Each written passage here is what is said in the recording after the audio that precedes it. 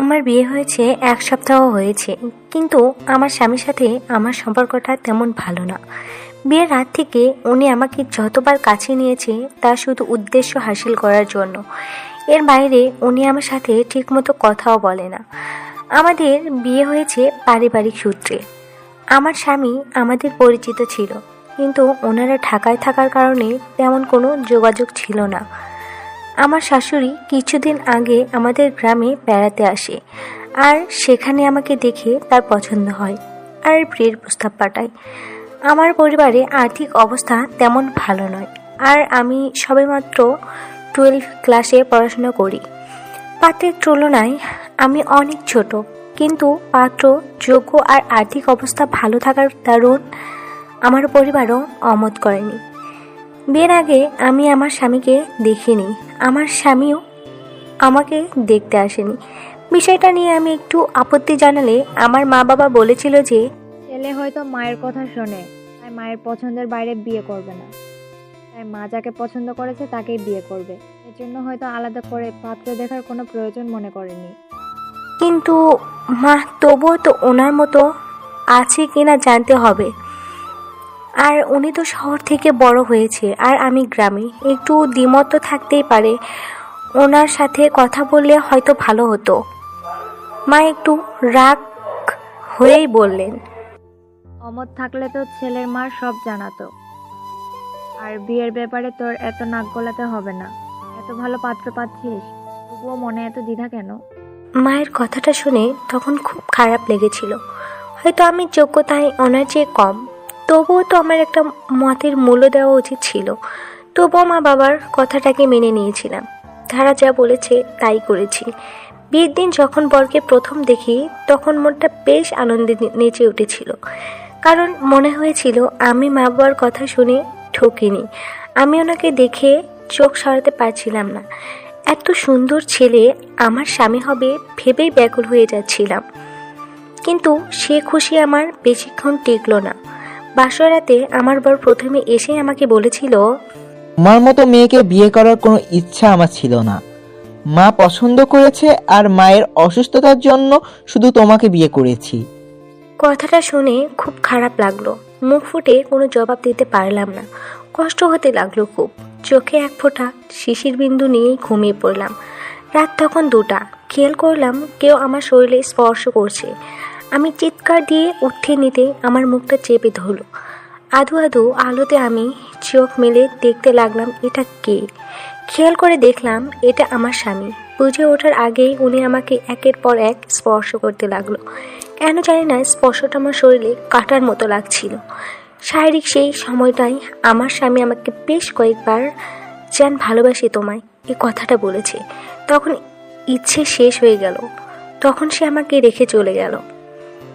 একেই বুঝি স্বামীর ভালোবাসা বলে? বয়সটা খুব বেশি না আমার, তবে হাজার খানেক স্বপ্ন নিয়ে এ বাড়িতে ঢুকেছিলাম।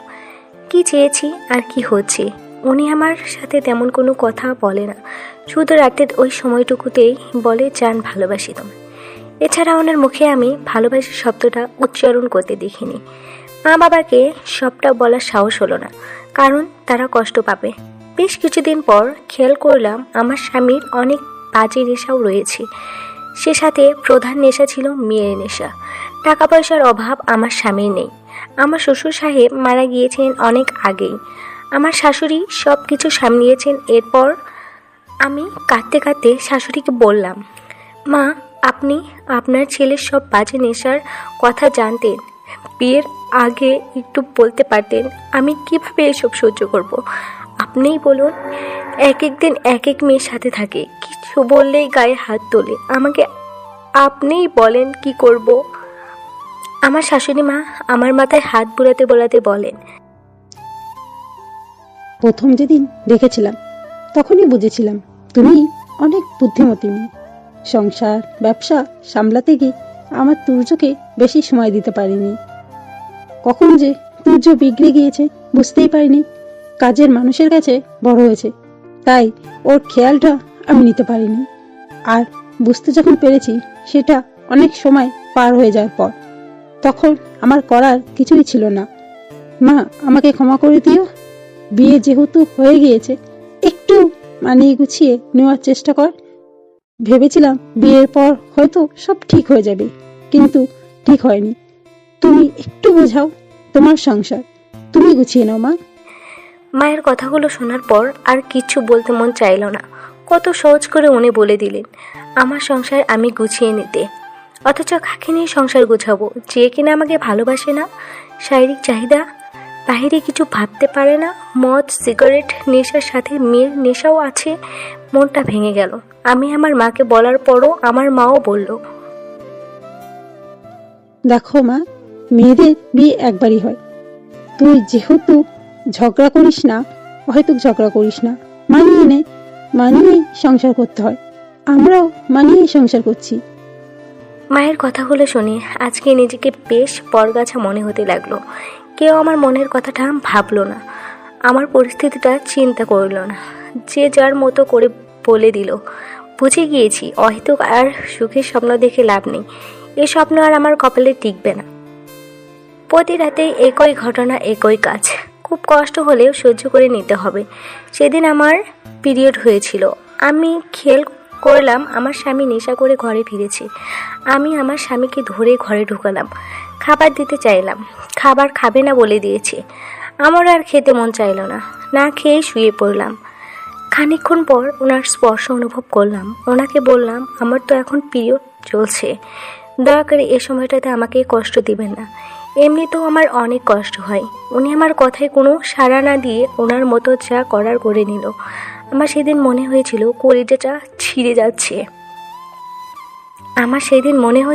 কলিজাটা ছিঁড়ে নিচ্ছে।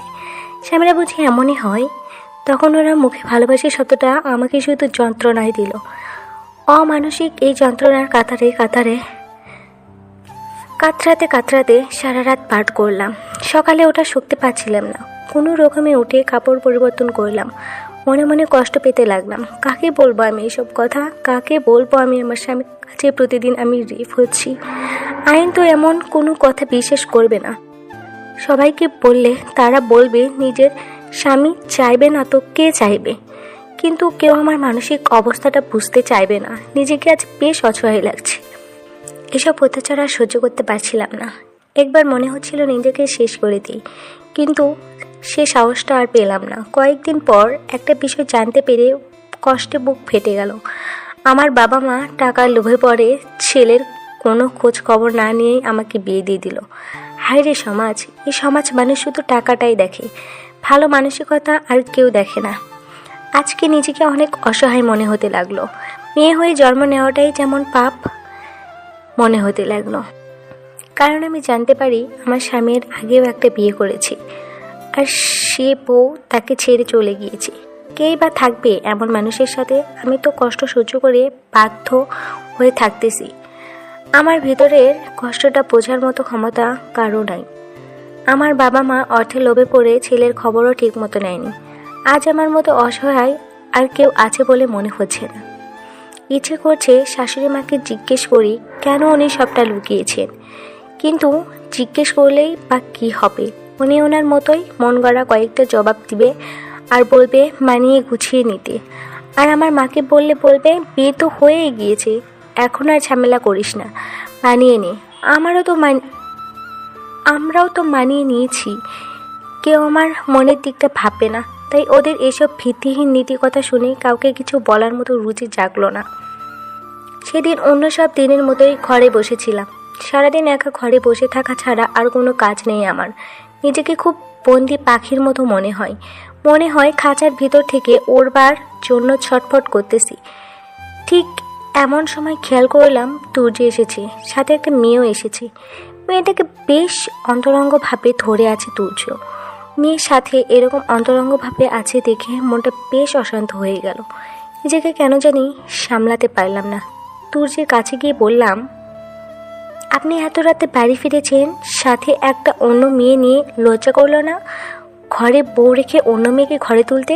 রাতের পর রাত নেশা করে বাড়ি ফিরেন, কাপুরুষের মতো ঘরে এসে বউয়ের গায়ে হাত তোলেন, সাথে পরনারী নিয়ে ঘরে ফেরেন। আপনি কি মানুষ? পাশ থেকে মেয়েটা তুর্যের দিকে তাকিয়ে পড়ল।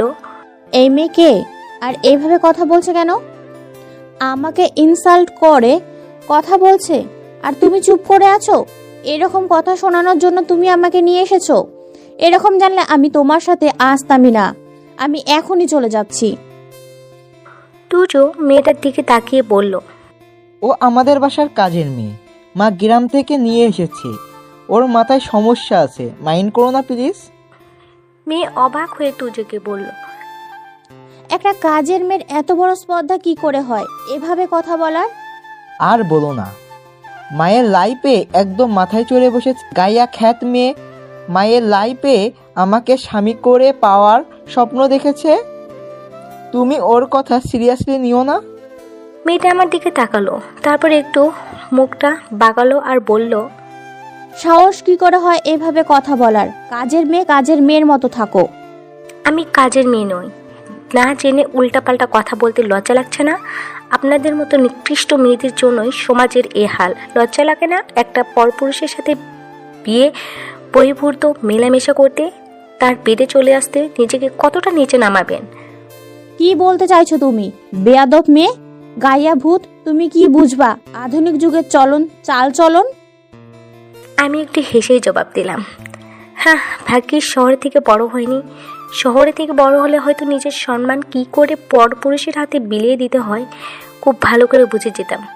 নির্লজ্জ বেহাপনা শিখে যেতাম। আধুনিকতার নাম দিয়ে নোংরামি করে বেড়াতাম। ভাগ্যিস আমি স্মার্ট না।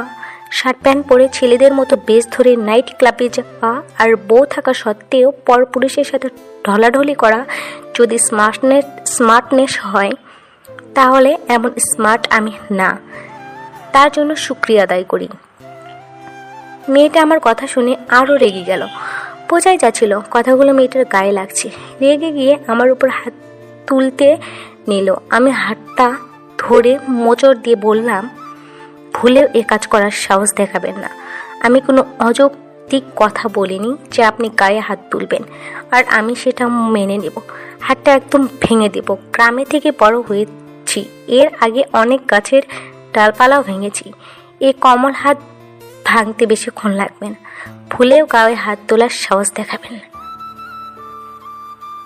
খেয়াল করলাম মেয়েটা আমার কথা শুনে বেশ রাগান্বিত হলো।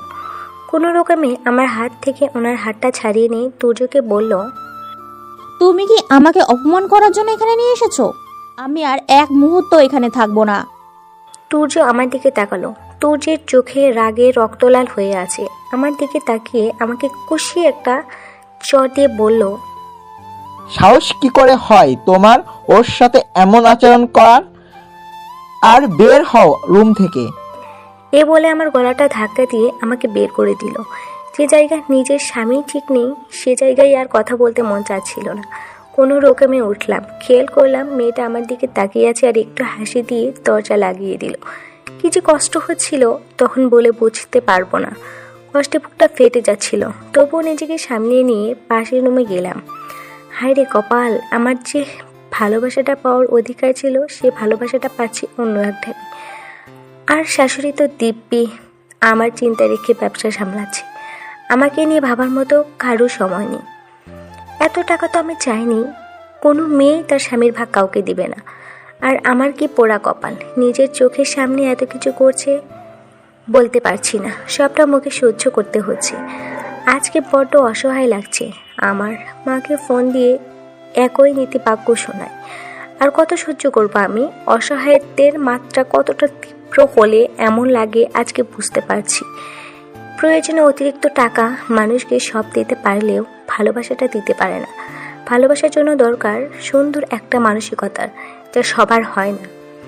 মেয়েটার সাথে যতক্ষণ তুর্য এক রুমে ছিল আমার বুকে ততক্ষণ একটা অজানা ঝড় বয়ে চলেছিল।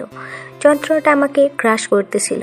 কোনোভাবেই মানতে পারছিলাম না, নিজেকে সামলাতেও পারছিলাম না। এটা সহ্য করার মতোও না। কেন জানি হুট করে আমার মধ্যে এক অজানা সাহস জাগলো প্রতিবাদ করার। আমি মনে সাহস জুগিয়ে দরজা ধাক্কাতে লাগলাম। খানিকক্ষণ পর তুর্য দরজা খুলল। আমাকে দেখে তুর্যের রাগটা আরও দ্বিগুণ হলো। আমি তুর্যকে চিৎকার করে বললাম, আমি আপনার স্ত্রী। আমাকে রেখে আপনি এমন কাজ করতে পারেন না। কোনো মেয়ে এটা সহ্য করবে না। আমি শুধু শুধু কেন আপনাকে এভাবে কষ্ট দিচ্ছেন? আপনি শুধু শুধু কেন আমাকে এভাবে কষ্ট দিচ্ছেন? আমি কি ক্ষতি করেছি আপনার? বিয়ে করতে না চাইলে বিয়ের আগেই বলতেন। আমাকে কেন এভাবে বিয়ে করে কষ্ট দিচ্ছেন? অমরেশের মতো এসব বলতে লজ্জা লাগছে না আপনার? একটা নারীর মন নিয়ে খেলছেন, আপনার তো লজ্জা হওয়া দরকার। বউ রেখে পরনারীর সাথে রাত কাটাই কাপুরুষেরা। কথাগুলো শুনে তুজের রাগের মাত্রা আরও বেড়ে গেল। আমার চুলগুলো ধরে আছড়ে ফেলে দিয়ে বলল, অনেক বেশি বলে ফেলেছিস, না জেনে অনেক কথা বলেছিস, আর একবার দরজা ধাক্কা দিলে বুঝবি। এ বলে দরজা লাগিয়ে দিল। আমার ভেতরে ঝড়টা আরও বাড়তে লাগলো। আমি পুরোনায় দরজা ধাক্কা দিতে লাগলাম। এবার দরজা খুললো ওই মেয়েটা। দরজা খুলে আমাকে বলল, সমস্যা কি তোর? আমার সমস্যা কি মানে? ভদ্র ভাষায় কথা বলো। শেষ নেই তোর? এখানে একটা ছেলে আর একটা মেয়ে দরজা লাগিয়ে প্রাইভেট টাইম পাস করছে, আর তুই এভাবে চিল্লাচ্ছিস? লজ্জা নাই তোর? সূর্য তোকে এত মারে, ঘৃণা নাই তোর? আমাকে লজ্জা আর ঘৃণা চ্যাপ্টার পড়াতে হবে না। লজ্জা তো হওয়ার দরকার আপনার। আপনি জানেন যে তুজের বউ আছে, জেনেও কিভাবে নিজে পিলিয়ে দিচ্ছেন? প্রাইভেট টাইম পাস করছেন নাকি বিহাপনা করছেন? একটু ভেবে দেখুন। বিহাপনা করবেন আর কেউ প্রতিবাদ করলে তাকে জ্ঞান দিবেন? বেশ্যা মেয়ের মতো চলাফেরা করে আধুনিকতার দোহাই দেন, আপনার লজ্জা লাগে না? এটা বলার পর মেয়েটা বেশ রাগ হয়ে তুজকে বলল, আমি আর এখানে থাকবো না। এ কোন মেয়েকে গ্রাম থেকে ভাড়া করে নিয়ে এসেছো আমাকে অপমান করার জন্য? তুজু মেয়েটার কথা শুনে দরজার সামনে এসে আমাকে বলল, তুই যাবি? এভাবে অশান্তি করবি? আমি অশান্তি করেছি? অশান্তি তো করেছেন আপনি। এর আগেও একটা বিয়ে করেছেন, বউ রেখে চলে গিয়েছে। এখন আমাকে বিয়ে করে নষ্টামি করতেছেন অন্য মেয়ের সাথে? আপনার মতো অমানুষ কেউ আছে বলে মনে হয় না। আগের বউটা চলে গিয়েছে, বেঁচে গিয়েছে, আর আমি তো বেঁচে থেকেও মরে আছি। আমার এ কথা শোনার পর তুজের রাগের পরিমাণ তীব্র হতে লাগলো। আমাকে বলল, এখান থেকে যা। আমিও বেশ জোরালো গলায় বললাম, যাব না। কি করবেন? এ মেয়েকে বিদায় না করলে যাব না। ত্বকের এ পর্যায়ে তুর্য আমাকে কষিয়ে চর দিতে নিল। আমি এবারও তুর্যের হাত ধরে বললাম, অনেক সহ্য করেছি। সহ্যের মাত্রা অতিক্রম করলে আমি আর সহ্য করব না। আমি বোকা না, নিজের অধিকার আদায় কিভাবে করতে হয় আমি জানি। আপনার আগের বইয়ের মতো অবলা না।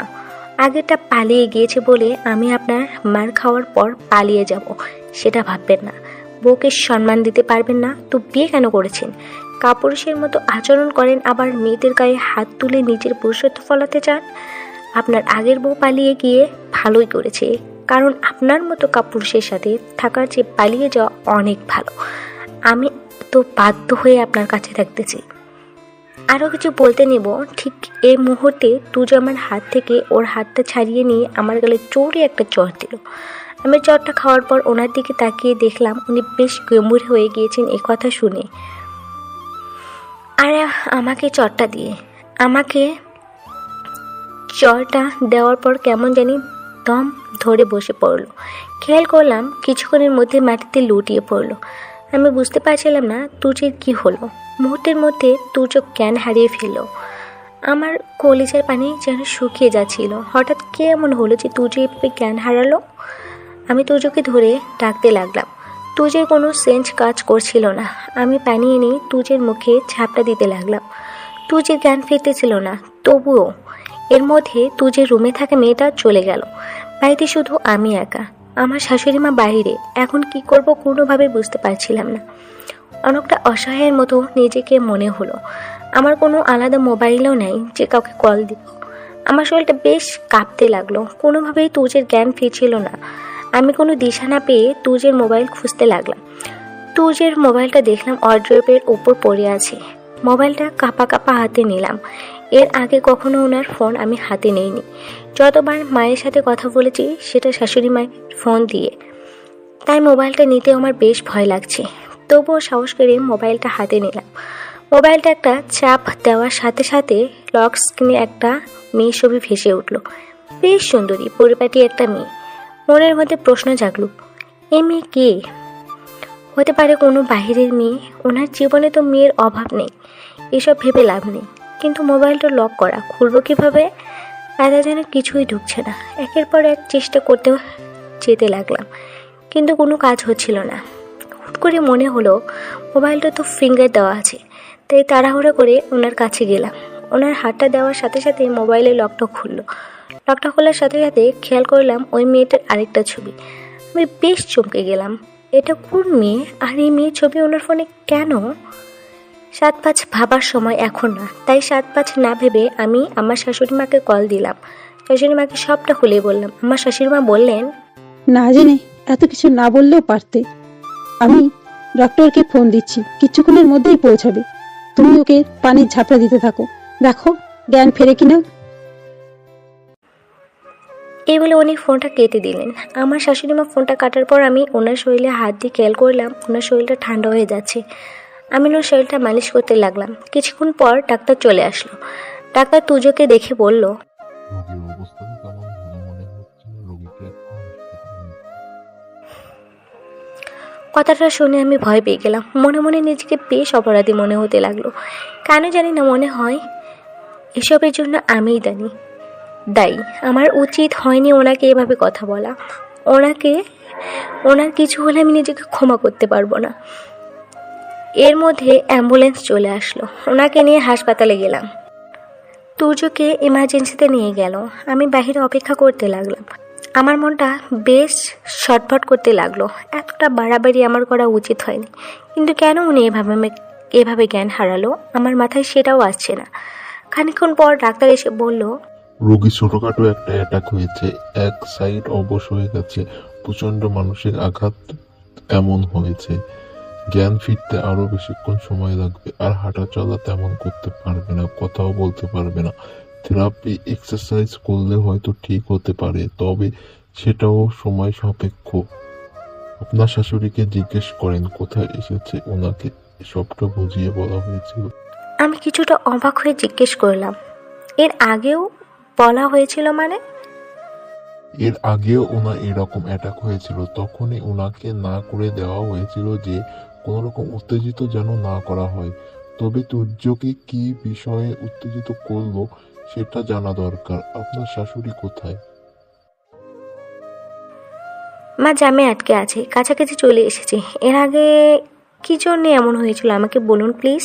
সেটা আপনি আপনার শাশুড়ির কাছ থেকে জেনে নেবেন। আপাতত কিছু টাকা অ্যাকাউন্টে জমা দিতে হবে, সেটার ব্যবস্থা করুন।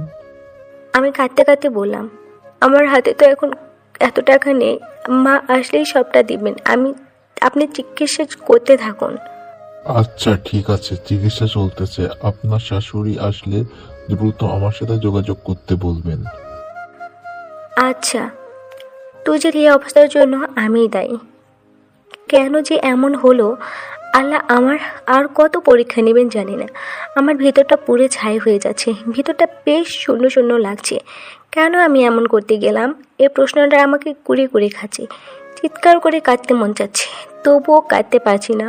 হুট করে খেয়াল করলাম মা এসেছে। মাকে দেখে একটু ভরসা পেলাম। মা দৌড়ে মায়ের কাছে গেলাম। মা, ডাক্তার সাহেব বলেছে আপনাকে দ্রুত ওনার সাথে যোগাযোগ করতে। আমি ডক্টরের সাথে কথা বলে এসেছি, এখন তুর্য একটু ভালো আছে, তবে আবার এক সাইড প্যারালাইজড হয়ে গিয়েছে। এর আগে এমন হয়েছিল, অনেক চিকিৎসা থেরাপি নেওয়ার পর ভালো হয়েছিল, এখন আবার হয়েছে। কি হবে কে জানে, কে ওর দেখাশোনা করবে, আমি সেই টেনশনে আছি। মা, আপনি দেখাশোনা চিন্তা করবেন না, সেটা আমি করতে পারবো। কিন্তু এর আগে ওনার এরকম কেন হয়েছিল, এগুলো বলতে গেলে রাত ফুরিয়ে যাবে, তবুও কথা শেষ হবে না। মা, আমি ওনার স্ত্রী, আমার জানার অধিকার অবশ্যই আছে। আপনি আমাকে বলুন। কি শুনবে মা? শুনলে কি তুমি সহ্য করতে পারবে?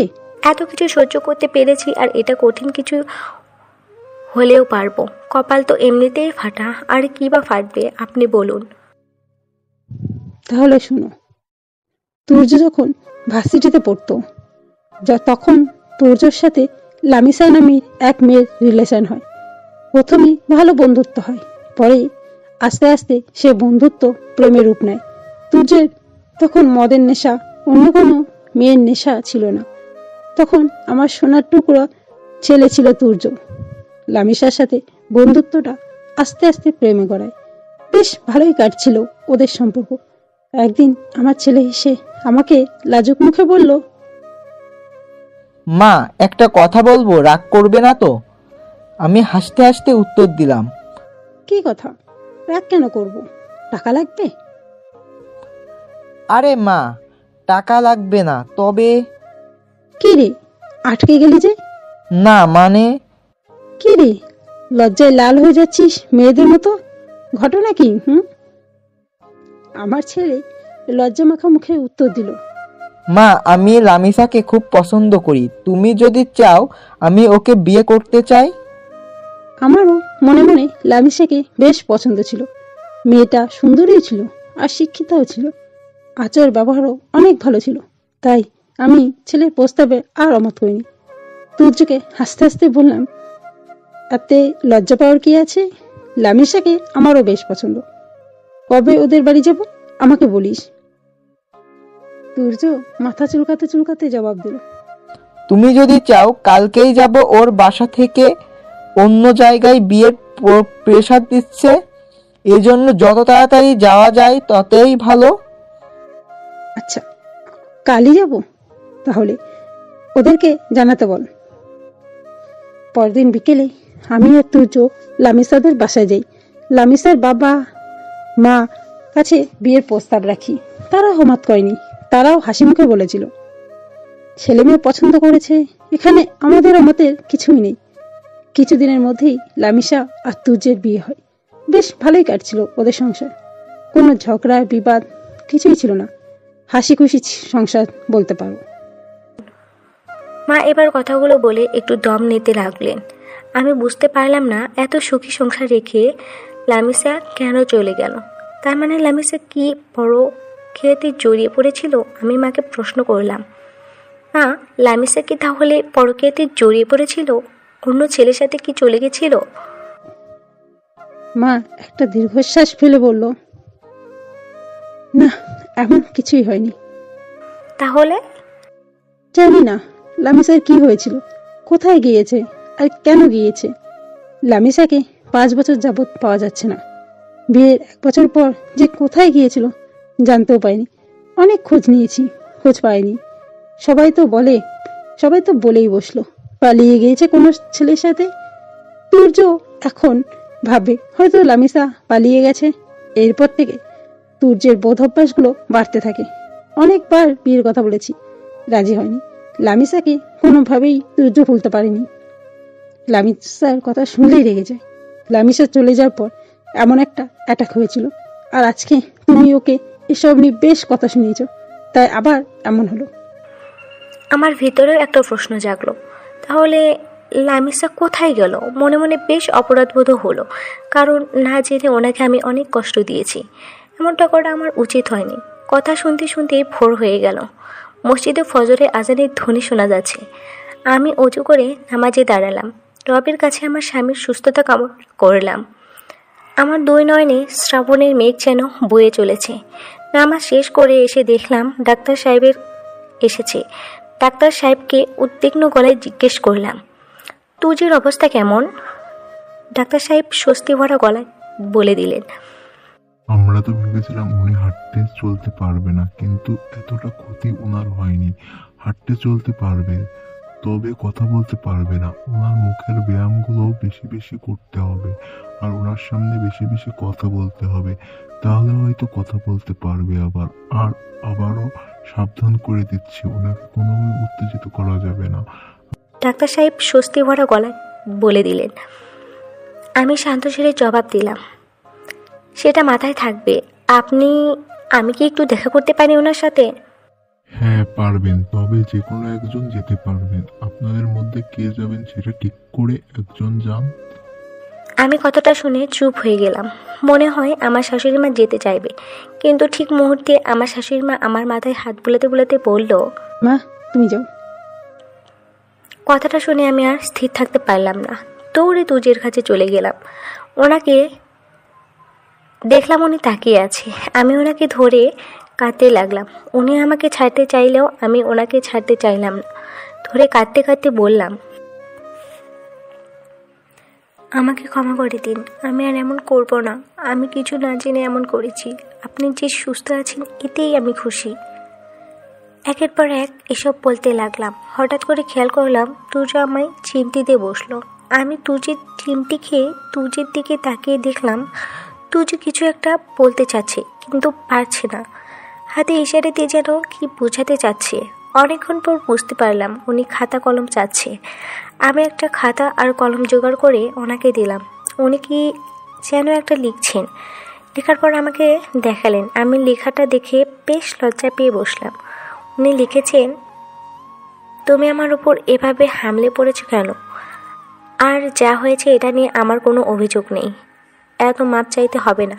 আর দয়া করে আমার মাকে ঝাপটে ধরে আমার উপর হামলে পড়ো না। আমি লজ্জায় লাল হয়ে মুখ মাথা নত করে বললাম,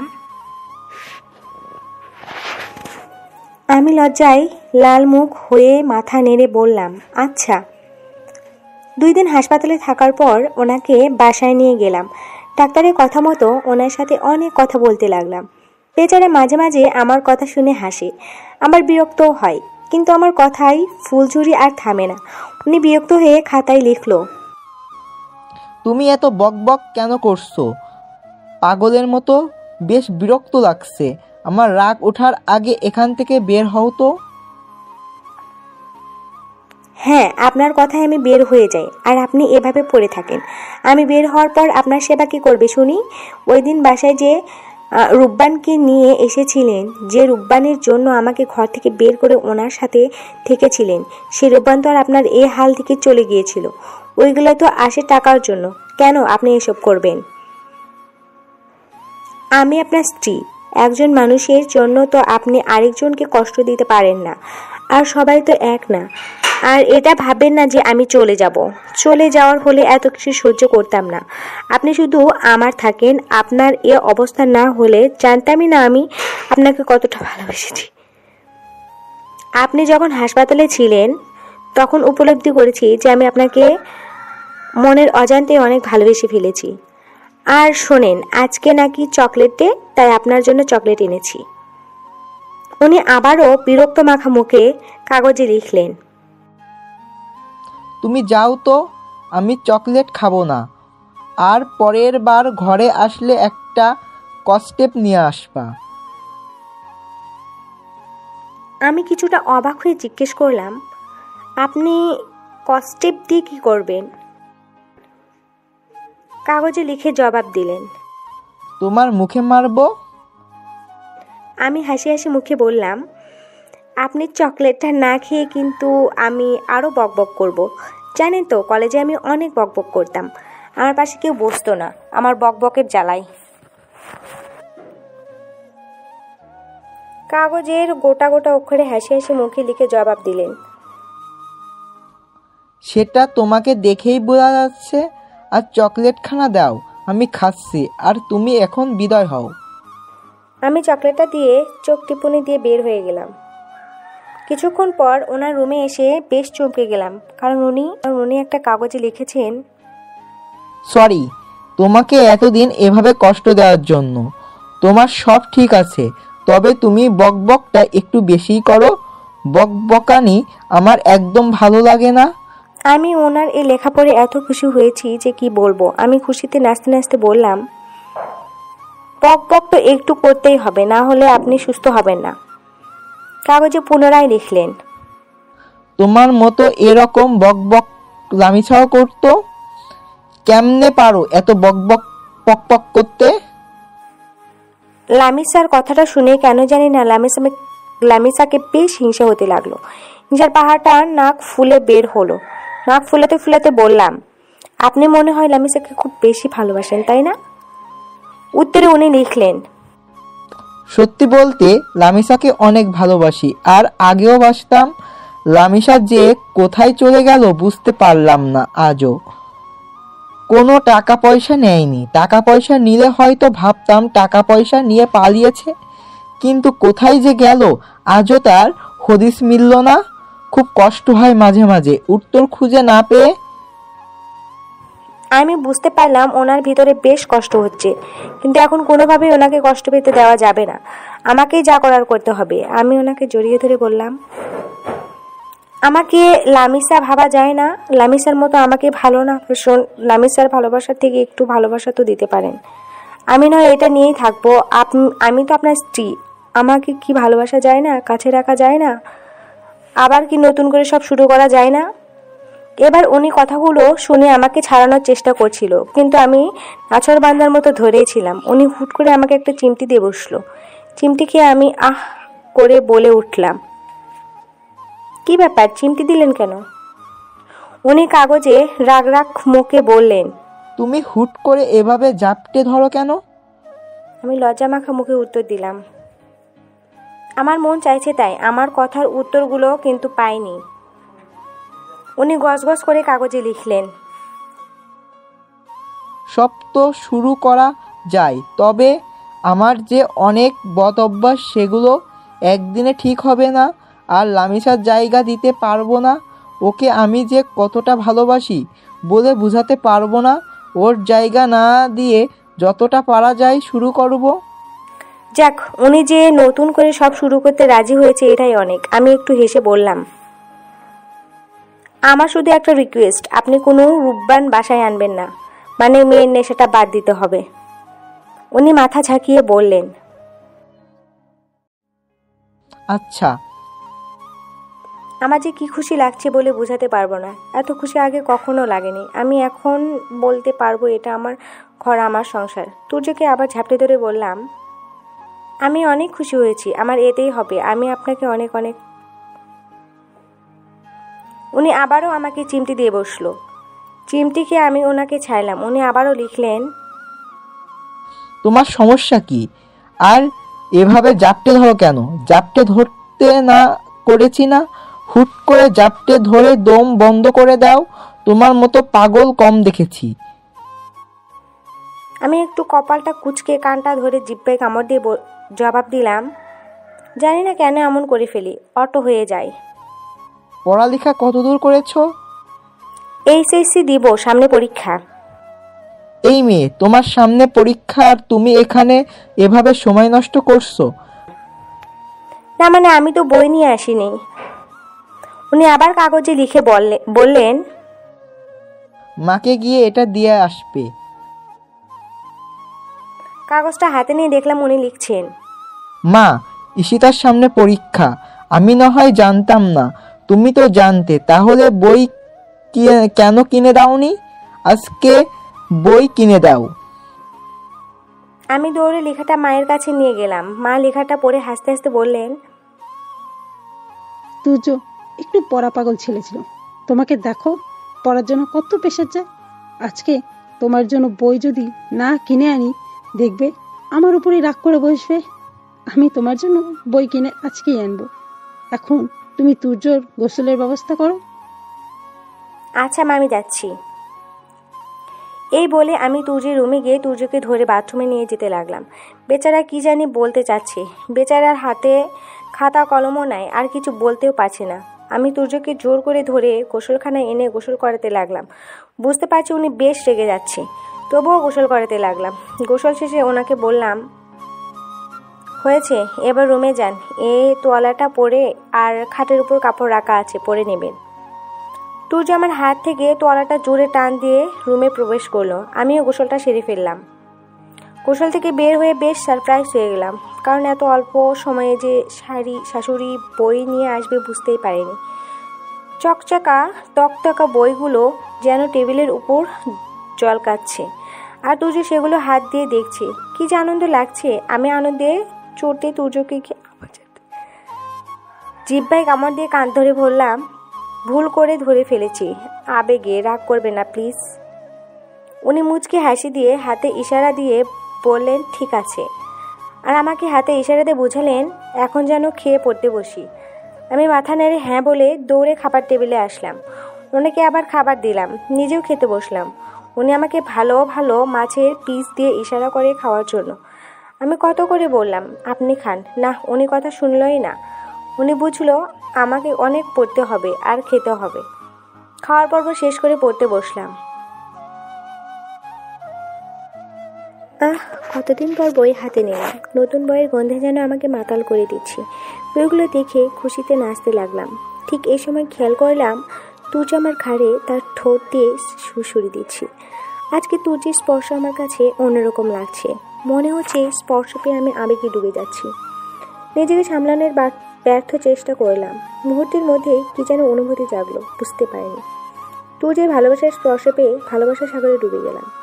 শীতল অনুভূতিতে মনটা শান্ত হয়ে গেল। প্রবল ঝড় যেন সবকিছু তছনছ করে দিয়ে আবার থেমে গেল।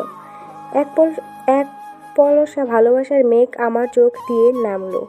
ইস, এ ভালোবাসার ছোঁয়াই তো আমি এতদিন খুঁজছিলাম। আজকে পেয়ে যেন আমার অশান্ত মন শান্ত হলো। আমি স্বস্তি পেলাম। তুর্যকে অনেকক্ষণ জড়িয়ে ধরে রাখলাম। আদো আদো হাতে তুর্য আমার কপালে পড়ে থাকা চুলগুলো সরিয়ে দিল। একটা মনের গহীনে থাকা সব কষ্ট যেন নিমেষেই মিলিয়ে গেল। আমি এক আদরে লজ্জাবতী লতা হয়ে গেলাম। খানিকক্ষণ পর তুর্যের থেকে নিজেকে ছাড়াতে চাইলাম, কিন্তু তুর্য ছাড়ল না। মনে মনে ভাবতে লাগলাম, এত ভালোবাসা আমার কপালে সইবে তো? ভাবতে ভাবতে নিশ্চুপ হয়ে গেলাম। তুর্য চিমটি খেয়ে ভাবলাম ঘোর কাটলো। আমি তুর্যকে ছেড়ে উঠলাম আর বললাম, হুট করে চিমটি দিলেন কেন? তুর্য ইশারাতে বলল, এত চুপ করে আসো কেন? আমি বললাম, এমনি। পরের দিন সকালে খেয়াল করলাম তুর্য কোথায় জানি যাচ্ছে। আমি জিজ্ঞেস করলাম, আপনি অসুস্থ শরীর নিয়ে কোথায় যাচ্ছেন? তুর্য কাগজের গোটা গোটা অক্ষরে লিখলেন, আমি এখন ঠিক আছি, আর একটু বাইরে যাচ্ছি। আর এখন আবার জাপটে ধরো না, মাপ চাই। আমি বাইরে থেকে এক্ষুনি চলে আসবো। আর মায়ের ফোনটা হাতে রেখো, মাঝে মাঝে মেসেজ দিব, ওকে? আর তুমি এখন পড়তে বসো। এ বলে উনি চলে গেলেন। আমি পড়তে বসলাম। কিছুক্ষণ পর উনি মেসেজ দিলেন, তোমার বডি সাইজ কত? মেসেজটা দেখে কেমন জানি লাগছিল। হুট করে উনি বডি সাইজ জিজ্ঞেস করলো কেন? আমি একটু লজ্জাও পাচ্ছিলাম। মেসেজের রিপ্লাইয়ে সাইজটা বললাম, কিন্তু কিছুটা রাগও হলো। কতটা শয়তান, কী সব জিজ্ঞেস করে। বেশ কিছুক্ষণ পর কলিং বেল এর শব্দ পেয়ে দৌড়ে গেলাম। বুঝতে পারলাম উনি এসেছেন। দরজাটা খুলে দেখলাম উনি দাঁড়ানো, হাতে কিছু জিনিসপত্র নেই। আমি সব কিছু নিজ হাতে নিয়ে ওনাকে সাথে করে রুমে ঢুকলাম আর বললাম, লজ্জা কি নাই আপনার? কি সব মেসেজ দেন? উনি হাসতে হাসতে ইশারা দিল। আমি ব্যাগগুলো খুলে অবাক হয়ে গেলাম, কারণ উনি আমার জন্য অনেকগুলো জামা আর শাড়ি এনেছে। বেশ ভালোই কাটছিল আমার দিনগুলো। তুর্যকে নিয়ে কিছুদিন পর হাসপাতালে যাই। হুট করে খেয়াল করলাম তুর্য কথা বলতে শুরু করেছে। তুর্যকে কথা বলতে দেখে আমার আনন্দের মাত্রাটা যেন বেড়ে গেল। খুশিতে আমার কথা আটকে যাচ্ছে। কিছুক্ষণ পর চুপ হয়ে গেলাম ওর কথাটা শুনে। তারপর হাতটা জড়িয়ে ধরে বললাম, তুর্য, আপনি কথা বলছেন, আমার কানকেও বিশ্বাস করতে পারছি না। আমার খুশিতে কথা আটকে যাচ্ছে।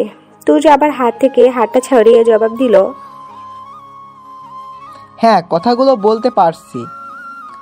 আচ্ছা ঈশিতা, তুমি এখন চলে যাও, বাকিটা আমি সামলে নিতে পারবো। তুমি বাসায় যাও আর পড়তে বসো। বাসায় গিয়ে পড়া শেষ করো, আমি এসে সব দেখব। ড্রাইভারকে বলে দিচ্ছি তোমাকে বাসায় নিয়ে যেতে, আর আমি ডাক্তারের সাথে কথা বলে কিছুক্ষণ পর আসতেছি।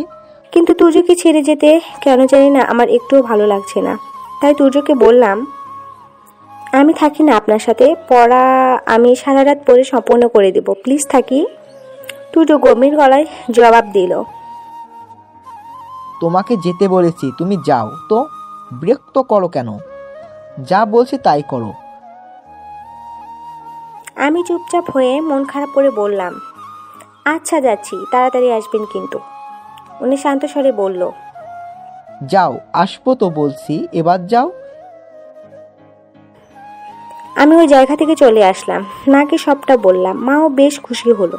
মামার মাথায় হাত বুলাতে বুলাতে বললেন, সব তোমার জন্য হয়েছে মা।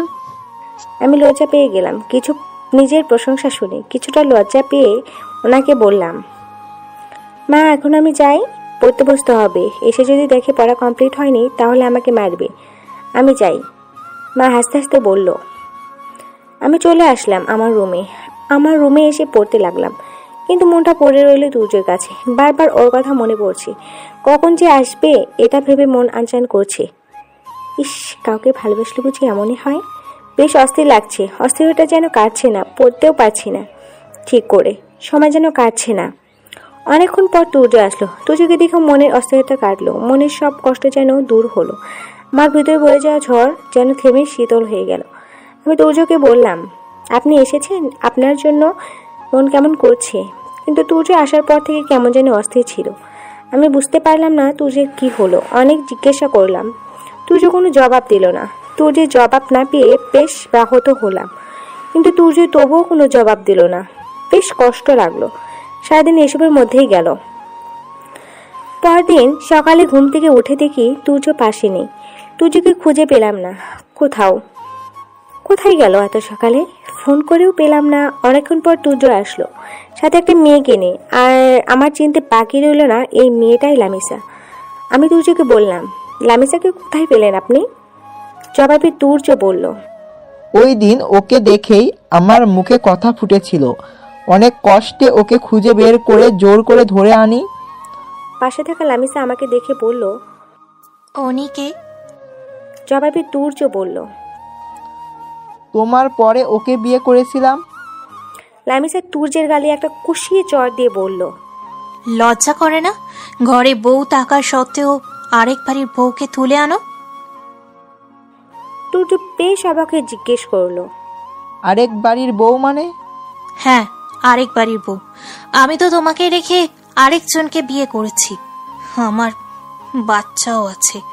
আমি আমার জায়গায় ভালো আছি। তুমিও তোমার বউকে নিয়ে ভালো থাকার চেষ্টা করো।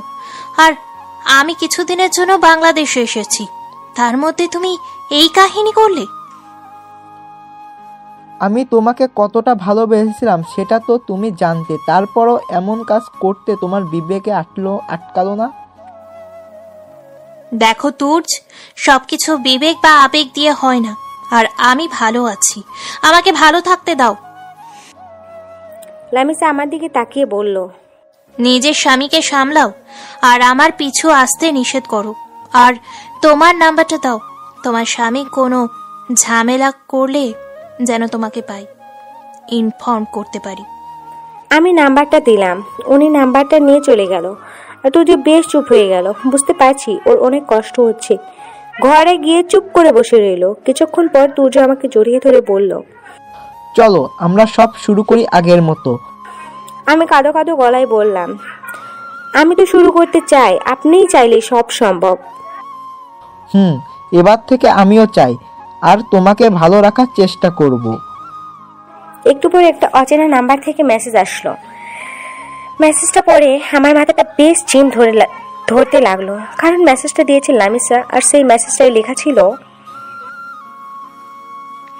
আমি জানি তোমার নাম ইতিশা। আমি জানি তুমি আমার তুর্যকে ভালো রাখবে। তুর্যকে আমি অনেক ভালোবাসি। কিন্তু আমার বিয়ের 1 বছর পরেই জানতে পারি আমার ক্যান্সার হয়েছে। আর বেশি দিন বাঁচবো না। আমি এখন ক্যান্সারের লাস্ট স্টেজে আছি। বিদেশে চিকিৎসা করতেছি। হয়তো আর কিছুদিন বাঁচবো। চেয়েছিলাম তুর্য আমাকে ছাড়া ভালো থাকুক, আর আমি এখন নিশ্চিত সে সেটা পারবে। ওকে এসব বলো না বোন। তোমরা ভালো থাকো। কালকেই দেশের বাহিরে চলে যাব। কোথায় যাব সেটা অজানাই রেখে যা। তোমরা ভালো থেকো। কালকেই দেশের বাইরে চলে যাব। কোথায় যাব সেটা অজানাই রেখে গেলাম, কারণ বললে হয়তো আবার ঝামেলা হবে তোমাদের মধ্যে। লামিসা, আমার চোখ দিয়ে অঝরে পানি নামতে লাগলো। একটা মেয়ে কতটা ভালোবাসলে এমন করতে পারে? তুর্যকে না বলে থাকতে পারলাম না। তুর্যকে বলার পর তুর্য বেশ কষ্ট পেল। লামিসাকে অনেক খুঁজলো, কিন্তু লামিসাকে আর খুঁজে পেল না। কোথায় যেন গেল। তবে লামিসা চেয়েছিল আমি আর তুর্য যেন ভালো থাকি। তুর্য লামিসার জন্য আমাকে মেনে নিল। লামিসার শূন্যতা তুর্যকে মাঝে মাঝে ক্রাশ করলেও আমি সেটা ভালোবাসার পাহাড় দিয়ে থামিয়ে দিই। কিছু মাস পর আমার গর্ভে তুর্যের বাচ্চা আসে। তুর্য বেশ খুশি হয়। আমার যখন 9 মাস চলে তখন আমার ঠিকানায় একটা চিঠি আর গিফট আসে। খুলে দেখে অবাক হয়ে যায়, এগুলো সব লামিসা পাঠিয়েছে। চিঠিটা পড়ে নিজেকে সামলাতে খুব কষ্ট হচ্ছিল। চিঠিতে লেখা ছিল, প্রিয় ইতিশা, তুমি যখন চিঠিটা হাতে পাবে তখন হয়তো আমি দুনিয়ার মায়া ত্যাগ করে ওপারে চলে যাব। তোমার বাচ্চা হবে শুনেছি। তোমার বাচ্চার জন্য আমার পক্ষ থেকে কিছু জিনিস দিয়ে গেলাম। তুর্যের কিছু পছন্দের জিনিস আমার কাছে ছিল, সেইগুলো আগলে রাখার দায়িত্ব তোমাকে দিলাম। আর আমার তুর্যকে